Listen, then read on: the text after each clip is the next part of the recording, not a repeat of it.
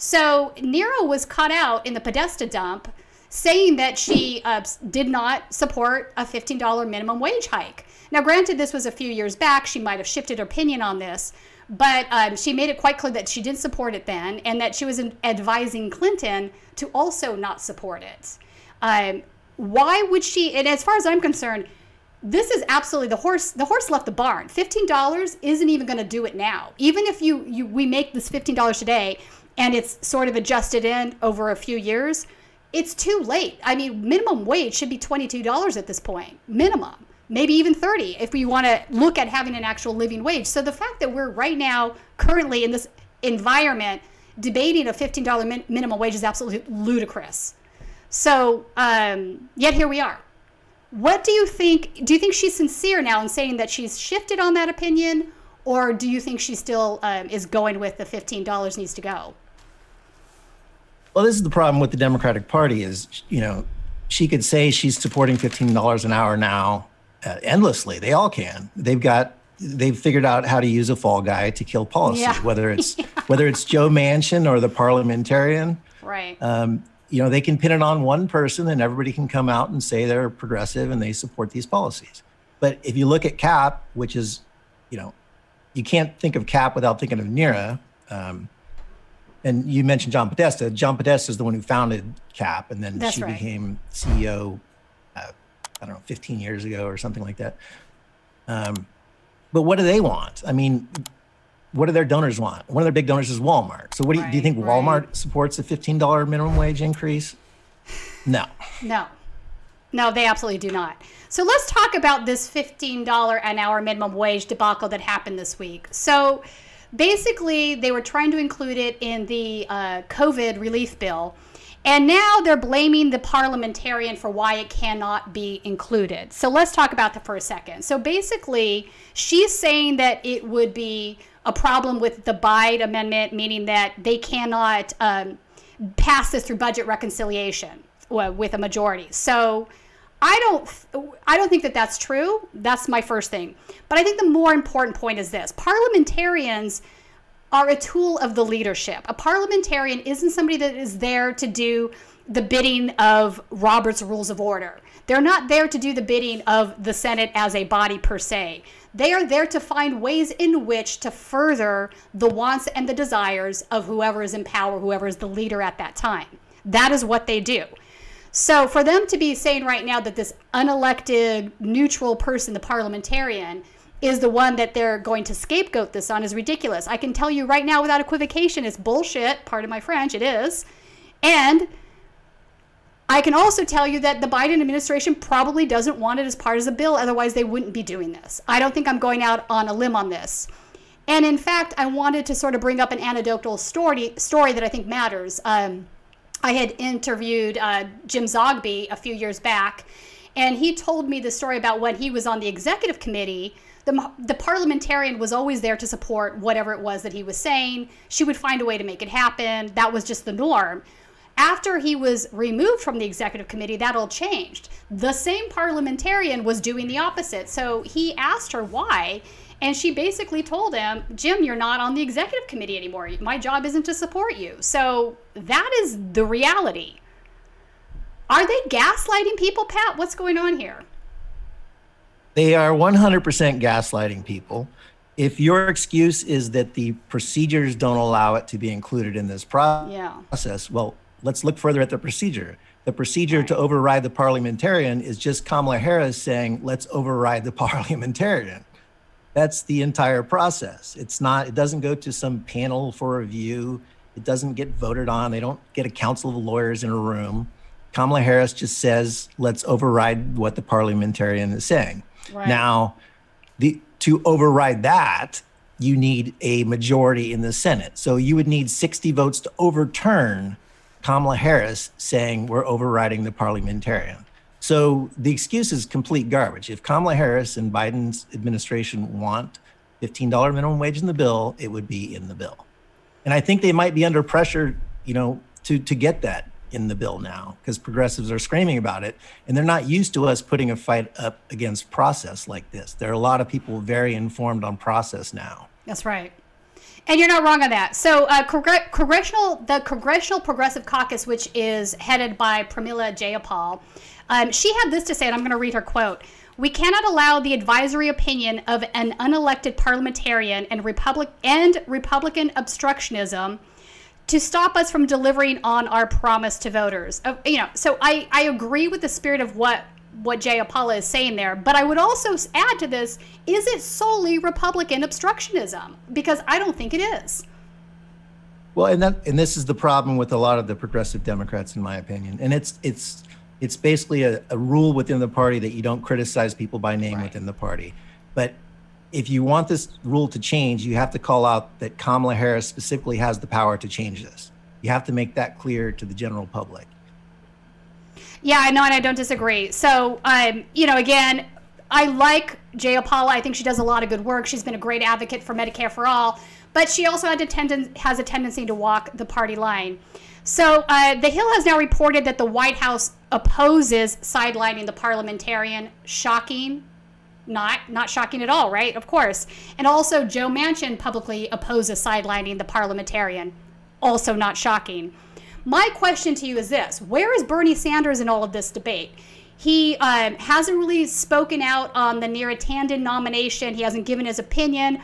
I wonder if Bernie is key to why she doesn't have the votes to be confirmed. And I'm also wondering where he's at as far as this parliamentarian situation is. He's been kind of silent on both things. What are your thoughts? Yeah, I mean, the latest news with him is that he's pushing for a penalty to be included. So they're trying to side skirt the tax penalty, $15, the tax. So yeah. they're We'll looking talk at about that. A corporate tax on large businesses and big corporations, not small businesses, Right. but large businesses such as Walmart that aren't paying a $15 minute wage will have tax penalties. So that's his way right now of going around it, which is telling us that he's not making this fight on the parliamentarian issue. Yeah, why do you think that is? I mean, to me, this would be the one hill that he should be willing to die on. This is, this was part of his key policy that he brought to the table in 2016, and here we are in 2020. It should have happened in 2016. Happening in 2020 it's not going to be good enough. Even now, $15 isn't good enough. It's not going to be enough. So as far as I'm concerned, this is a hill that Bernie should be dying on. Why is he not dying on this hill? I agree with you. I think there are some reasons that the Democrats are going to use that they might still have a shot at getting in even over this. So the unemployment benefits expire in 2 weeks. So we have 2 weeks to pass this bill.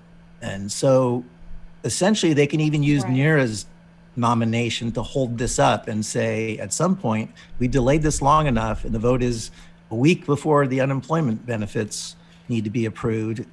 Bernie, if you're not supporting Neera on this, you're not going to get people unemployment benefits because we need this person in place. Now, granted, they can have an acting person anytime they want, but they gaslight constantly, and that's what they'll do. Yeah, every time I feel like the Democratic Party is sort of changing its ways, something happens that convinces me that that's not the case.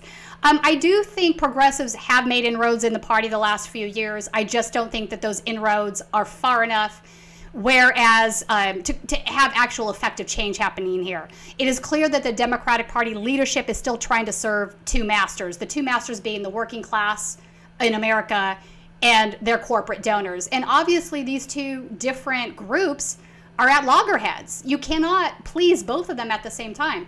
So at this point, Schumer is looking, he says he's exploring this idea of the tax penalty. And let's talk about that a second.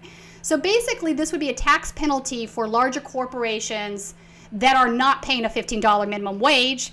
And it's going to be coupled with tax relief to small businesses that increase wages to a 15 or higher wage. So, I mean, there are some good things that could come from that. It may be better than what we have now. But the first thing I think of that worries me is, will this sort of a structure encourage more outsourcing of jobs, low-wage jobs to other countries? I think that's a real possibility. Right. And it obviously doesn't stand in for just flat out increasing the minimum wage. It's not a suitable substitutive thing to do, in my opinion. It's not good enough. Well, and we're already seeing the argument that they don't have time to get that legislation written in an adequate form into this bill. And you're talking about the COVID relief bill. Into the COVID relief bill. And that's probably accurate, because if you don't check this legislation they write, they're going to write loopholes in to actually benefit the corporations from this instead of helping people. So where are we headed now as far as a progressive movement, in your opinion, Pat? You have these two examples this week that are, setbacks in some ways for the progressive movement. I mean, we'll see on Neera come Monday whether or not she still stands. She could be replaced with somebody that is equally as bad or worse. But I think it's a real blow to the movement that we're only seeing this tax idea supplant the $15 minimum wage. And I would also add to that the idea that the $1,400 check is where we're going to end up with when Biden promised a $2K check. Obviously, this is not going to do it. Even $2,000 wouldn't be enough at this point to change the income inequality that we're facing. Yeah, and that's one of the issues I have with a lot of the progressives now, the squad, whatever you want to say. Look, it's great that they're all out there publicly calling for monthly recurring checks. But the way the budget reconciliation process works, you have two chances for budget reconciliation bills this year. One of them has to be this COVID bill. The next one is already reserved for infrastructure and jobs, meaning you're not going to get a monthly recurring check included in that bill, meaning the only chance we have in hell of that happening is this bill right now, unless we kill the filibuster. But tweeting about this stuff is great. We all are happy to see Ro Khanna out there saying we need monthly checks. I mean, for fuck's sake, Kamala Harris, as a candidate, said we needed $2,000 monthly recurring checks. And that was at the dawn of COVID. A year later, you're not for as much relief as you suggested we needed before the full scope of this pandemic hit. Mm-hmm. It's absurd. But to answer your question, I'd like to see progressives in Congress and the Senate leverage their vote a little more. That's where they need to go next. They need to take some cues from the Tea Party. Right. Leverage their vote. You can't argue on one hand that Joe Manchin has the singular sole power to kill all Democratic ideas and not say that the squad has some power to do the same thing. Hope you enjoyed that last video. Hop on over to statuscoup.com where you can sign up for our email list and become a member for as low as $5 to $10 a month. Membership is how we grow. That's statuscoup.com/join. And remember, join our email list so we can grow the revolution with you.